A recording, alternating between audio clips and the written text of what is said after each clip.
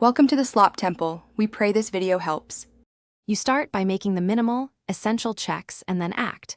Install SSDT or the Visual Studio reporting extension and open a new report server project. Once opened, add a blank RDL report file and immediately define a data source pointing to your SQL database or shared dataset. Make sure credentials and permissions are correct, then run a quick test connection. This gets you to the first actionable state without wasting time on peripheral setup, so you can begin designing the body of the report. Next, you define the dataset and structure the layout, which is the core of the build. Create a dataset with a parameterized SQL query or stored procedure and preview rows to verify field names and types.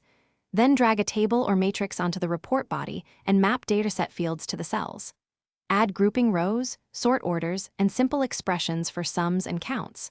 Once done, add visible parameters, set default values, and check that pagination and column widths render as expected in the preview. Finish by polishing and deploying the report so users can access it. Adjust page size, margins, headers, and footers. Configure export settings for PDF/Excel and ensure interactive height matches pagination needs. Deploy the project to the report server or save the RDL to a shared folder, then verify permissions and test with sample parameters. If something fails, check dataset credentials, query timeout, and server logs first. These are the most common issues, and then republish after fixing the root cause to confirm resolution.